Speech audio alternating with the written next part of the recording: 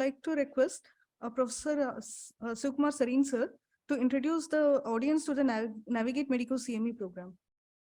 Professor Siv Sareen sir is the Senior Professor of Hepatology and Director of ILBS and also the President of National Academy of Medical Sciences. Dr. Sareen would be joining a bit late, so I would like to introduce the chairperson of the first session, Professor Rajkumar Sharma sir. Good evening, ladies and gentlemen. I hope I'm audible.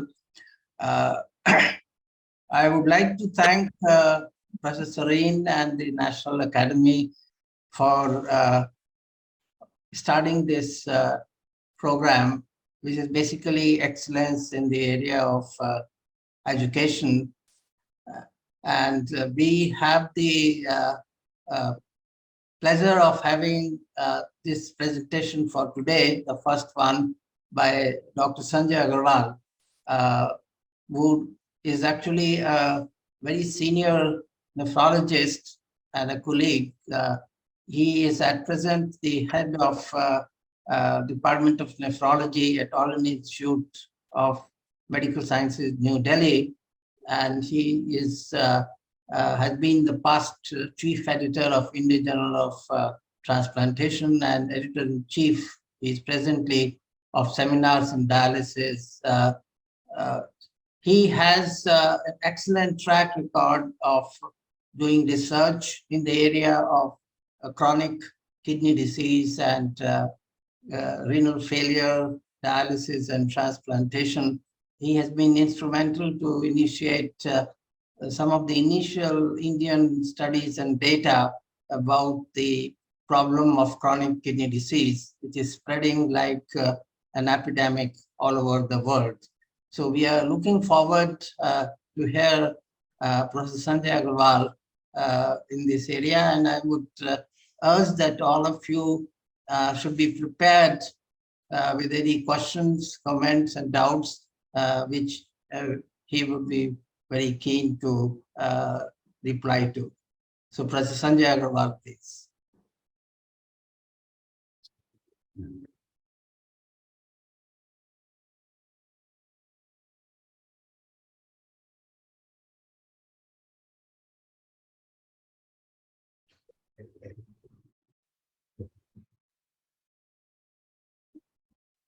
Good afternoon.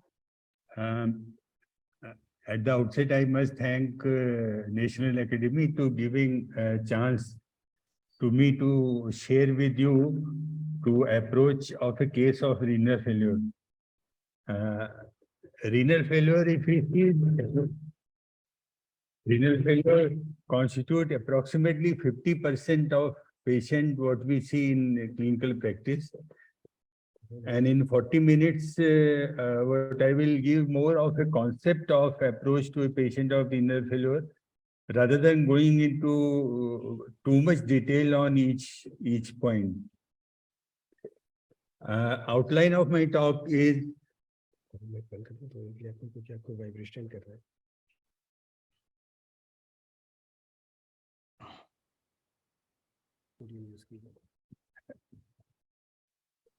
outline of my talk is concept of renal failure, changing terminology, magnitude of problem, stages of disease, causes of renal failure, clinical presentation, course, management, and prevention. Now, concept of renal failure means that there is a loss of kidney function. But then we should see that what are the kidney functions. There are three broad group of kidney function. One is excretion of waste product. Other is endocrine function, in which kidney secrete three hormones: erythropoietin, vitamin D, and renin. And the maintenance of internal milieu in terms of a maintenance of acid, base, electrolyte, and fluid. Now, out of these function, once we say renal failure, we primarily means the excretory function has decreased. Although isolated endocrine function and maintenance of internal milieu is possible in some of the kidney disease, but then unless excretion of the waste function, excretory function is impaired, person is still not labeled in any form of a renal failure. Now, assessment of a excretory function is in terms of a glomerular filtration rate, and each kidney is made up of 1 million nephron, and each nephron has got a individual glomerular filtration rate because upper portion of the nephron is made of a glomerulus, and what is filtered there of 1 million nephron in each kidney in total make a total glomerular filtration rate of a person, which in an adult is approximately 100 milliliter per minute. Now, once we explain how we measure the glomerular filtration rate, primarily it means how much of the blood is cleared in a unit time of a substance. So which means that we have to measure a substance in the blood and how much it is excreted in a unit time, and then we calculate the glomerular filtration rate of the body as such, including of both the kidneys. So this basic formula is U into V divided by P, where U is the urinary concentration of a X substance, V is the volume of the urine in minutes, and P is the concentration of same substance in the plasma. So this basic principle remains same, whatever method we use for measurement of a glomerular filtration rate. Now, there are two issues in glomerular filtration rate. One is what method we are using for measurement of GFR and what substance or what marker we are using. So there are three broad methods. One is urinary clearance, other is plasma clearance, and the third is the nuclear method by which we can measure glomerular filtration rate. And in the marker or the substances which are used for measurement of GFR, there are inulin, creatinine, iothalmate, and there are many others.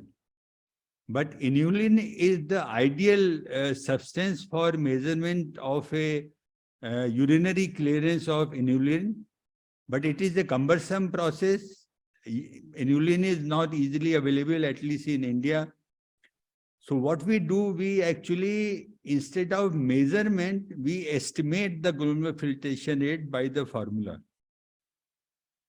Now, this is another concept which explain what is the relationship of a serum creatinine, which is the most important marker for assessment of or estimation of glomerular filtration rate, which is on the y-axis, and the ideal GFR measurement by inulin clearance is on the x-axis.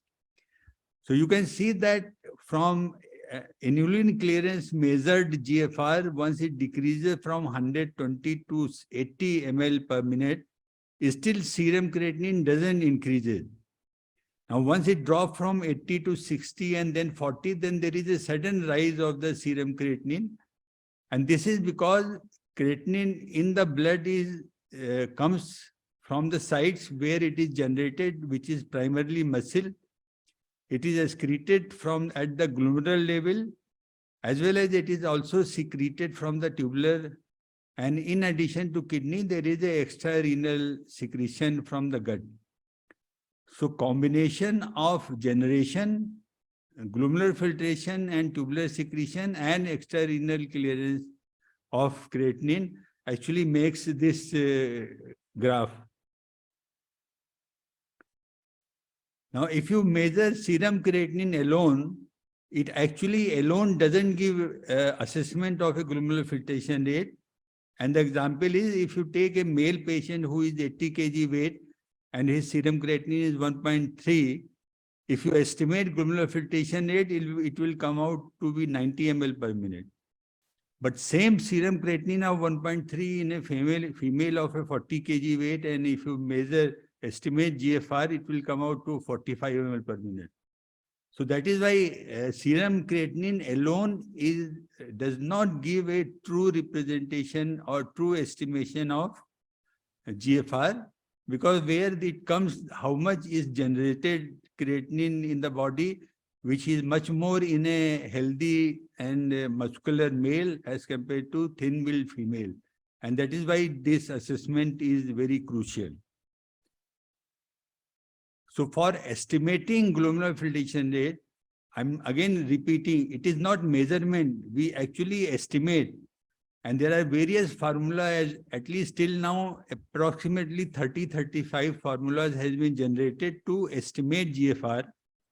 I will not go into detail, but to summarize that CKD-AP equation is currently the most acceptable equation for estimation of glomerular filtration rate. What the studies have done, that they have correlated estimated GFR from measured GFR, and it has shown there is a very good correlation of this formula for estimation of GFR and actually truly measurement of GFR. So this graph very clearly says that even for the research purposes, as well as for the clinical management of the patient in clinics and hospital, estimated GFR is still considered a, you can say, as a gold standard for management of the patient. Now, renal failure by definition means that the GFR is less than 60 ml per minute. Now, this as in, it is of two types. One is acute renal failure, which is recent onset and most of the time reversible. Now, second is chronic renal failure, which means that the renal failure is persistent for more than 3 months in absence of a reversibility, and it has got a tendency to progression. And without saying that once a correct diagnosis of chronic renal failure is made, it cannot be cured. It can only be managed, or it can only be decreased its progression. Now, these terminology of acute renal failure and chronic renal failure were being used from decades. But lately, in last 2 decades, these terminologies has changed. So what it has changed, that the acute renal failure has been changed to acute kidney injury. And the basic diagnosis, basic interpretation or understanding still remains same, that it is recent onset and mostly reversible. While the chronic renal failure has changed to chronic kidney disease with the same understanding that it is more than 3 months in absence of reversibility. So why this change is? Now, acute renal failure and chronic renal failure term explain that the kidney function has decreased or lost. While acute kidney injury and chronic kidney disease is a broad term, even a milder degree of acute kidney injury or chronic kidney disease in early stage may not have decrease in GFR below 60. But still, both AKI and CKD has got evidence of kidney disease and or damage, but without fall in GFR. And as these both are progressive disease, that it will be a better term of AKI and chronic kidney disease, because it will cover a broad spectrum of various stages within AKI and chronic kidney disease.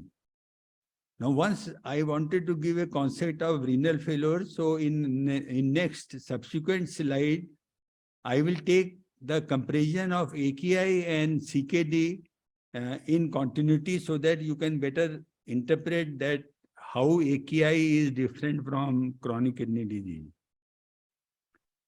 Now, what is the definition of disease? Now, AKI means sudden fall in glomerular filtration GFR in hours to days, associated with rise in serum creatinine, with or without change in glomerular urine output, and most of the time it is potentially reversible.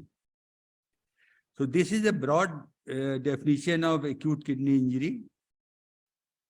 Against acute AKI, CKD means that there is evidence of kidney disease or fall in GFR less than 60 ml, which is persistent for more than 3 months. Now, what is evidence of kidney disease? It is either maybe pathological abnormality or markers of kidney damage. And what are markers of kidney damage? There is a abnormal protein in the urine or blood, and there is an abnormal imaging test in the radiology. So if any abnormality of proteinuria is there, or there is an abnormal imaging test in kidney, the person will be labeled as having kidney disease. Now that person may or may not have fall in GFR. But as I told you, this is a progressive disease, which we will understand in next subsequent slides. Now, what markers of kidney disease is, there are two major tests done. One is estimation of serum creatinine. And as I explained that by serum creatinine, we can estimate GFR. And other is urine examination for proteinuria or sediment abnormality, which can simply be done by Eurostick. We can test the albumin in the periphery in primary health center also. So if we do urine deep stick examination and calculate serum creatinine and then estimate eGFR, we will be able to label that the person has got kidney disease. Now that patient may or may not have fall in GFR below 60, but still he will be labeled CKD, and that we will come to subsequent slides. Now these are the common example of abnormal imaging of various types, like plain X-ray abdomen showing multiple stone, cystourethropy showing vesicoureteral reflex, CT scan showing chronic pyelonephritis, and a gross specimen is showing polycystic kidney disease. Now, once understanding what is AKI and what is CKD, let us see what are the stages of these two broad terms. Now, AKI is grouped into three stages. Stage 1 means that the creatinine increase more than 1.5 times the baseline or more than 0.3 milligram per deciliter. Now, you can understand the increase in 0.3 milligram is so small, but still, studies has shown that the person who has got stage 1 AKI had got a high incidence of going to higher stages of AKI, morbidity, and in-hospital mortality. Now, stage 1 is creatinine values and fall in urine output of less than 0.5 ml per kg for 6 to 12 hours. Now, subsequent stages are of a higher category, which means stage 2, rise in serum creatinine more than 2 times from the baseline and fall in urine output 0.5 ml per kg for more than 12 hours.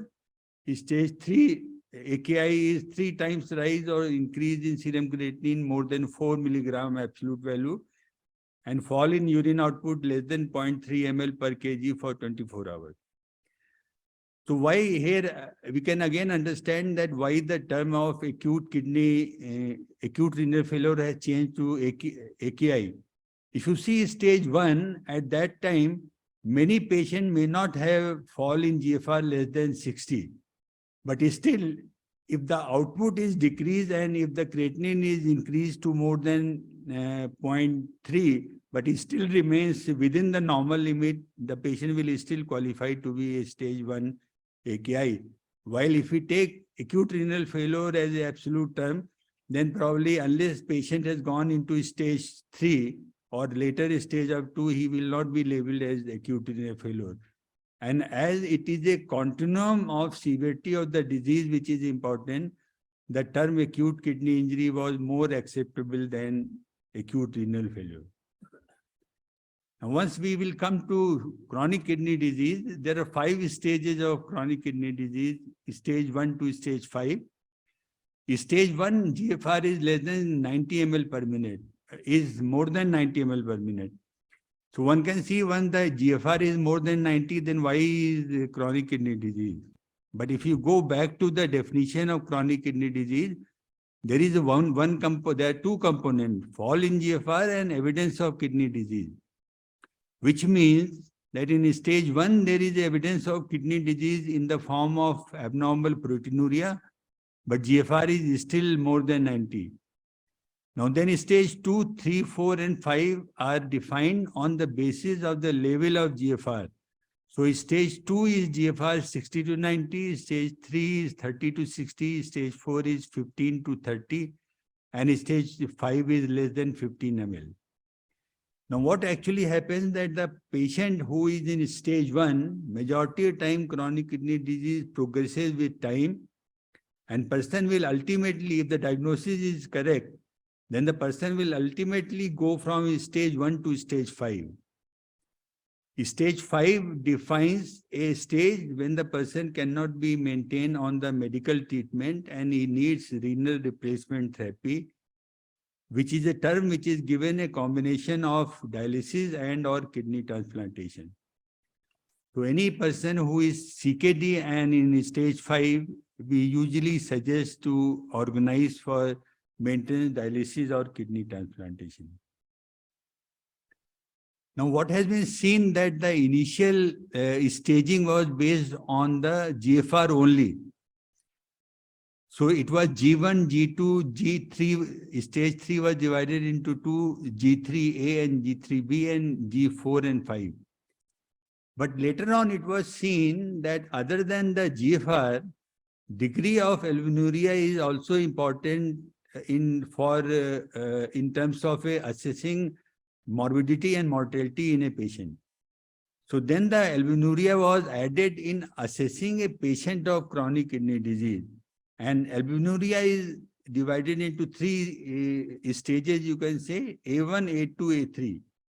Now, A1 is albumin excretion less than 30 milligram per day. A2 is between 30 to 300. A3 is more than 300. So now what currently we do, we assess both GFR and degree of albuminuria. And then it comes the heat map of combination of G stage and albuminuria or A stage. Now, this is a very important slide which has got 3-4 very important implications.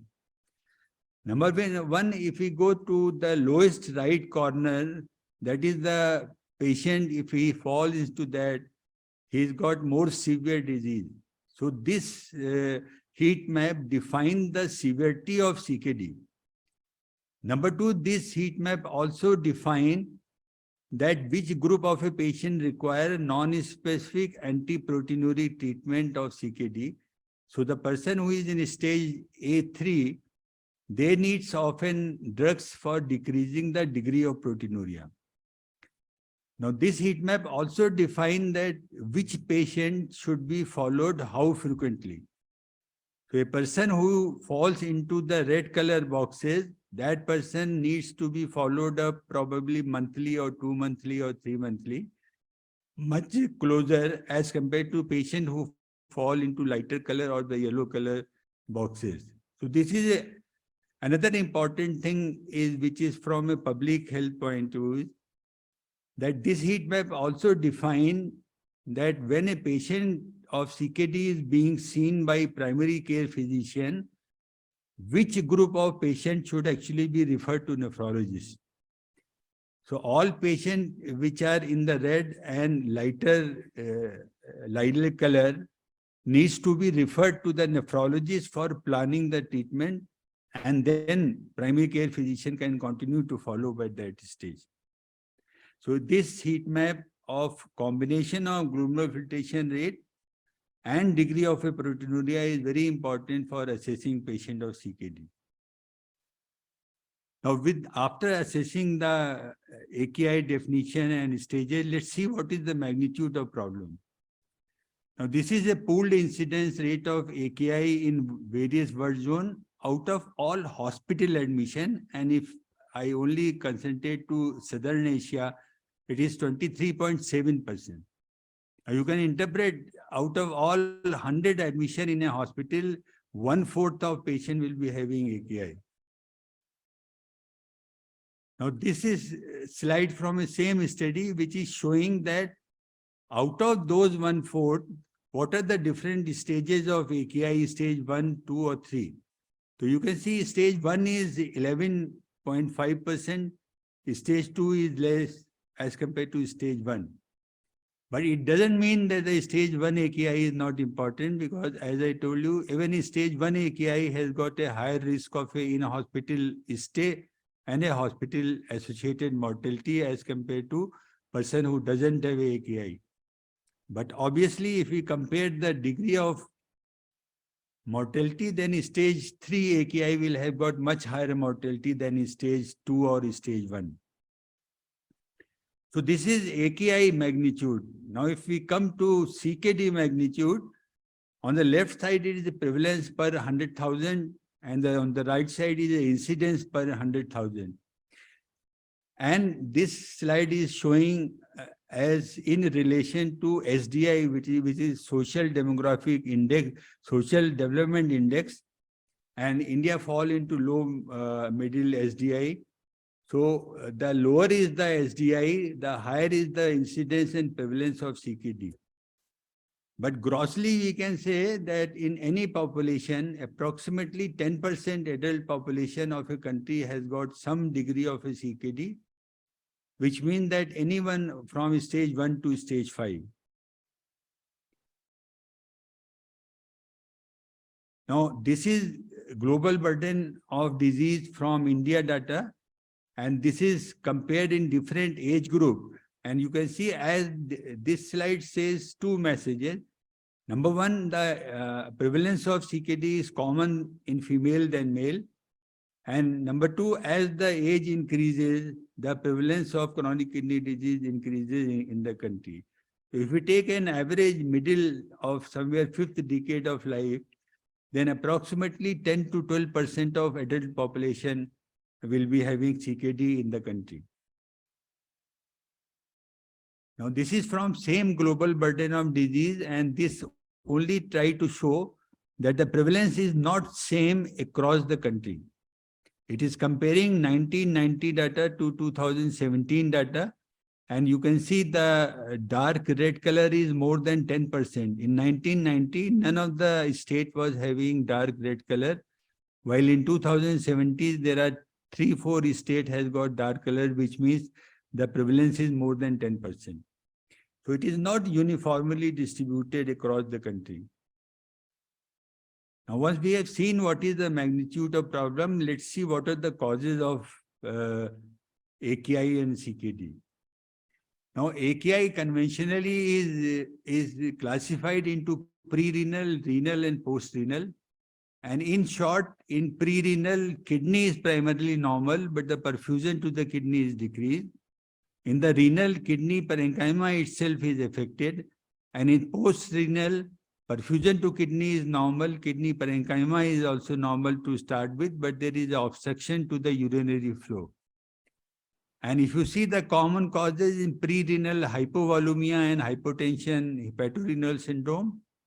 In renal causes of AKI, the common one are acute tubular necrosis, acute glomerulonephritis, acute interstitial nephritis, and vascular causes, and thrombotic microangiopathic anemia in the form of HUS and TTP. And in post-renal, obstruction can be inside the lumen like stone, in the wall like any malignancy, and outside the lumen, any tumor pressing the urinary tract. So these are the broad causes of acute kidney injury. And this is showing 3 broad groups: common causes, less common, and little uncommon. And you can see the sepsis, drugs, cardiac surgery, acute hepatic failure, and a pre-existing chronic kidney disease are the most common causes. And this slide is showing the size of the circle denoting the percentage of magnitude of that causing AKI. Eclampsia, obstruction, and cancer are less common. Glomerulonephritis and thrombotic microangiopathy is in the middle. So these are, although there are a list of causes, but these causes summarizes the common causes which we see in clinical practice. Now that was causes in acute kidney injury.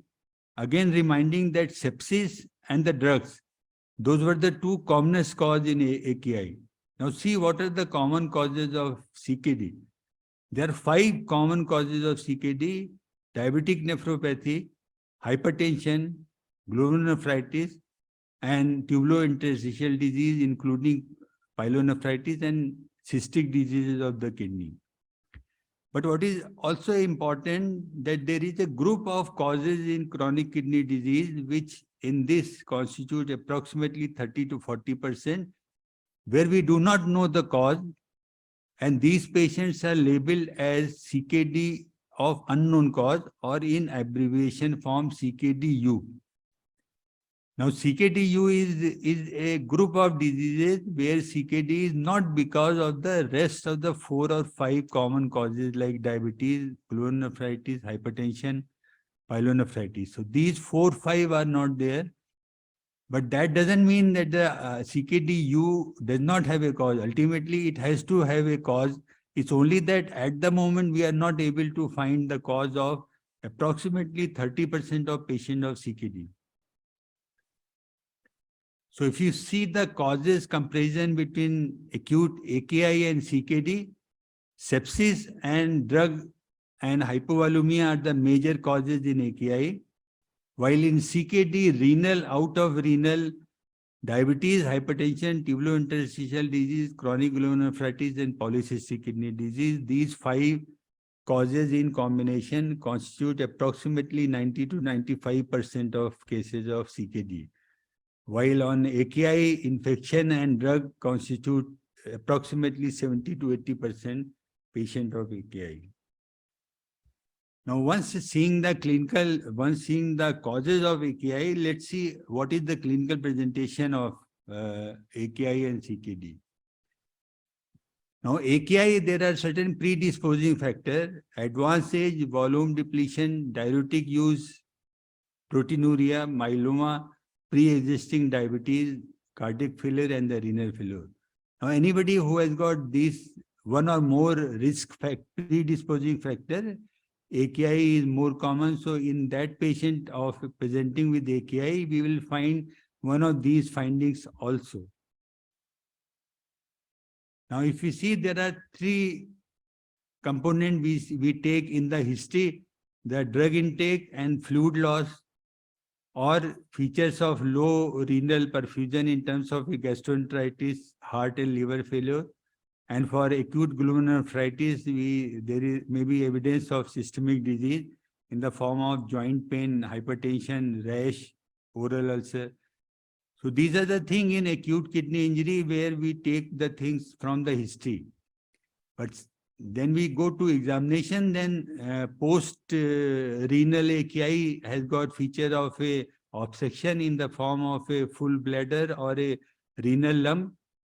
In pre-renal, we will find features of a hypoperfusion, which means hypotension, tachycardia, dry skin, or low GVP. And in a systemic disease, we can find purpura, episcleritis, uveitis, rash, etc. So combination of a risk factor, features on history, and on examination actually makes that what is the particular cause in a particular patient. Now, on one side, we have seen the risk factor of AKI. Now we see the risk factor of chronic kidney disease.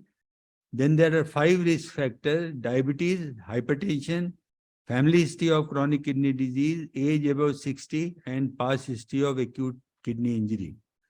Now, these are the high-risk group where chronic kidney disease is more common.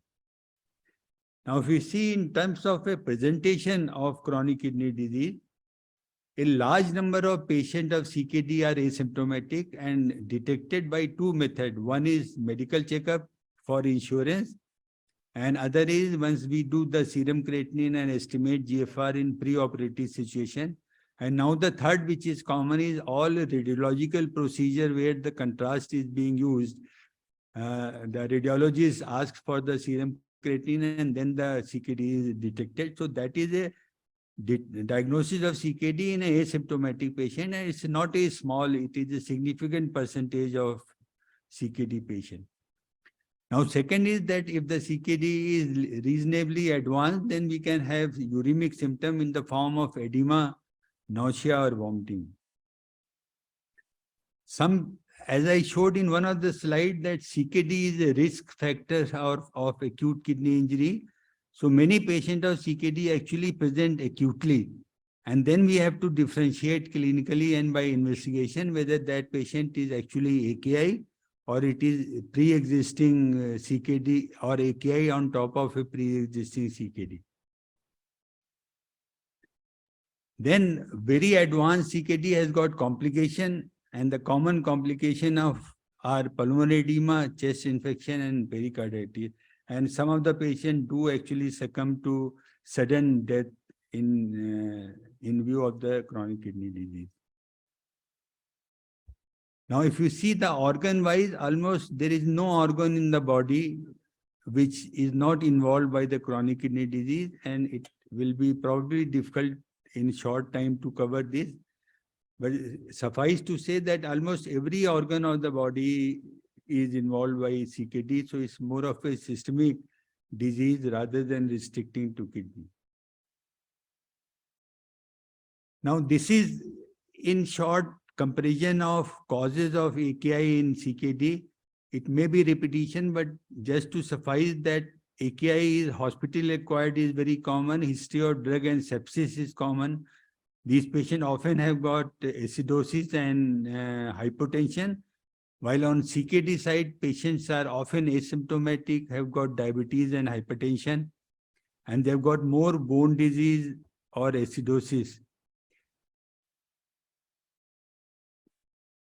Now, once we have seen the clinical presentation, let's see the diagnosis and approach. Now, any patient of renal failure where we do not know obvious whether it is acute kidney injury or CKD, we see the evidence of a hypovolemia. If there is a hypovolemia, then most likely it is pre-renal AKI. If the volume of the patient is normal or increased, then most of the time we do ultrasound to see whether there are a dilated tract or that urinary tracts are normal. If there are dilated tract, then it's most likely post-renal AKI. And then we shift to the radiological investigation in terms of a plain X abdomen, pyelography, or other CT scan, etc. But if the volume is normal and ultrasound is also normal or showing a small kidney, then we need to check the urine examination whether there is an active urinary sediment in form of a dysmorphic RBC or RBC cast, or it is a bland urine sediment. If it is active urinary sediment in form of a dysmorphic RBC or RBC cast, then it's likely to be glomerulonephritis, while if it is bland urine sediment, then it is most likely acute tubular necrosis. So this is the approach of suspected AKI which we follow bedside. There is one more important thing in AKI which has developed in last 1 or 2 decades is that the biomarker had developed for diagnosis of AKI at an early stage. At a stage when the serum creatinine is still normal, but there is a tubular injury, so we can detect in the urine substances which are secreted from the tubule because of the tubular injury when the GFR is still normal. So there are 2 things. GFR may be abnormal low, but there is no evidence of a tubular injury. That is seen in pre-renal AKI, because pre-renal is more of a hypovolemic AKI where tubule are still not injured. So we may see rise in creatinine, but the marker of tubular injury will not be present. While if it is renal AKI, then we will see the marker of tubular injury in high concentration in the urine. But at the moment, this is more of a research tool and more for prediction of patients who develop more severe AKI. Otherwise, in terms of a intervention of patient management, we still rely more on a serum creatinine rather than on biomarker in the urine of tubular injury.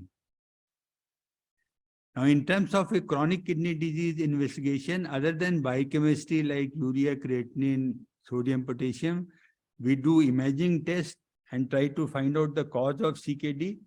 And then we assess the potential complication of CKD in form of a anemia, bone disorder, and blood gas analysis.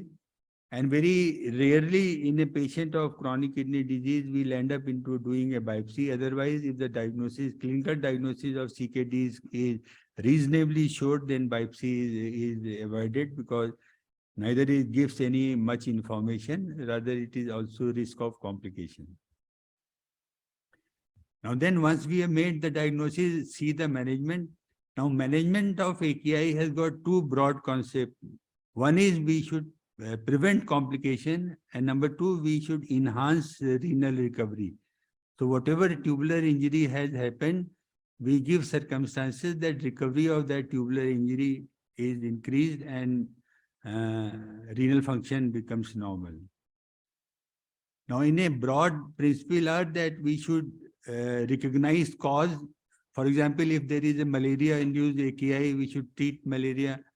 So we should determine primary cause and treat it, identify the correct reversible factor and correct them. We should prevent the renal injury and then continue to do the evaluation of the patient. Intermittently in this, if the patient needs supportive therapy, then supportive therapy is continued while the patient's tubule recover on their own. In a supportive therapy, what we need to manage is electrolyte, volume in the body, acid base. And because most of the drug are excreted from the kidney, in AKI as well as in CKD, the selection of the drug which is not nephrotoxic and the dose modification of the drug which is also needs to be changed.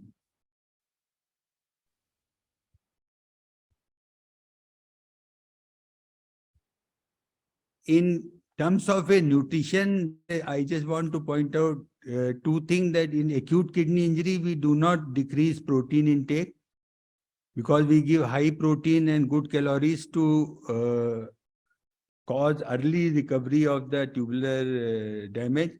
While in chronic kidney disease, we restrict the diet to retard the progression. So in chronic kidney disease, there are two primary aims that we want to prevent from patient going from stage 1 to stage 5. And during that period, keep the patient asymptomatic.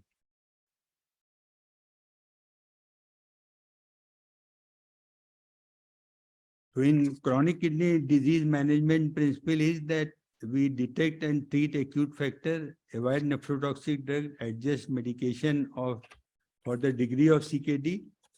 Patient should be referred at some stage early to nephrologist for planning of the treatment.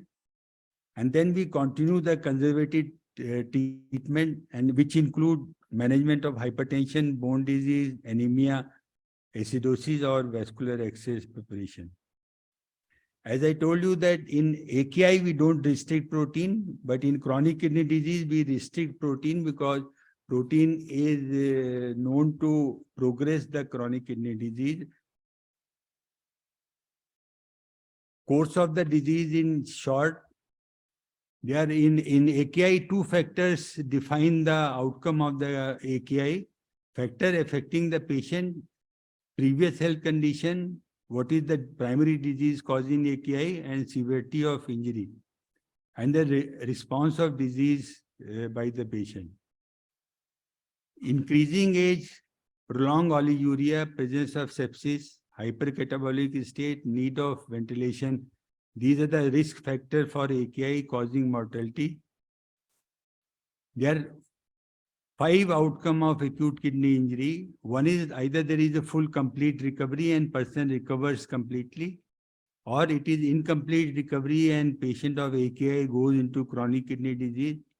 If it is AKI on pre-existing CKD, then the progression of that CKD may become faster after the episode of AKI, or patient of AKI actually continue to require dialysis because he has gone into end-stage renal disease, and a good number of patients, approximately 30 to 50% patient, has got mortality in AKI depending upon the risk factor and the degree of severity of AKI.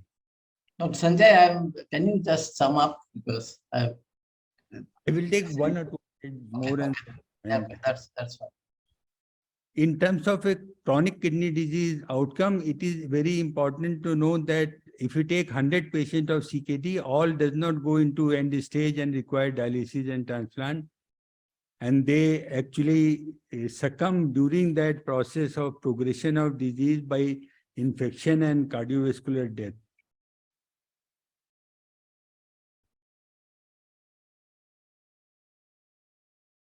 it is important to prevent both AKI and chronic kidney disease. For AKI prevention, we need to prevent the better use of the drug and prevent sepsis and treat.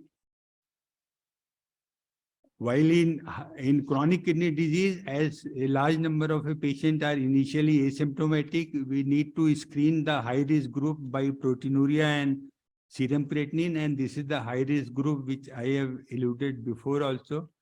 Other than the high-risk group, patients who present with edema, unexplained anemia, bone pain, or family history of a CKD should also be screened for chronic kidney disease.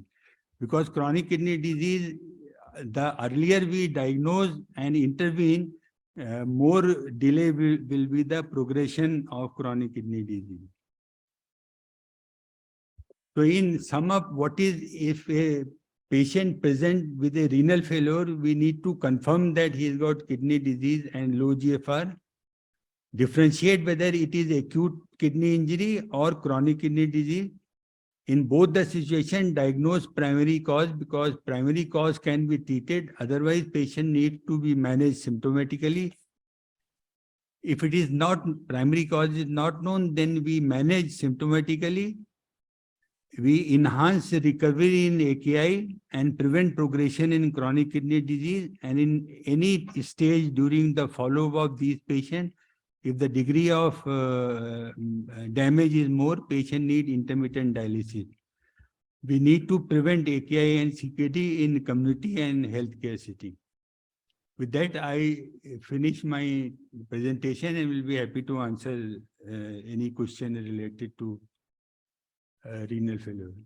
Thank you, Dr. Sanjay, for this excellent overview. I don't see any questions in the chat box. Okay, there is one question. How nephrotoxic is rifampicin, as was shown in one of your...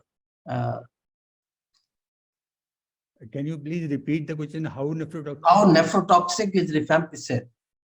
Now, rifampicin is known to produce acute kidney injury, as well as rifampicin is also known to produce combination of acute kidney injury and proteinuria.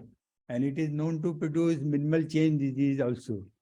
So these are the three. I mean, in terms of a renal failure, it is known to produce interstitial nephritis causing acute kidney injury. So what essentially it can produce acute kidney injury and also chronic kidney injury, but not in all cases. It's, I mean, you can use the drug as a part of treatment of tuberculosis, but you have to be careful if you have any deterioration in rise in creatinine, any symptom, any findings, because that's what Dr. Sanjay is mentioning. In that case, you might have to stop the drug, but otherwise it is used very commonly for management of tuberculosis. It's a very effective drug as an anti-tubercular drug. Another important question somebody asked was, what is the utility of diuretic in acute renal failure, acute kidney injury?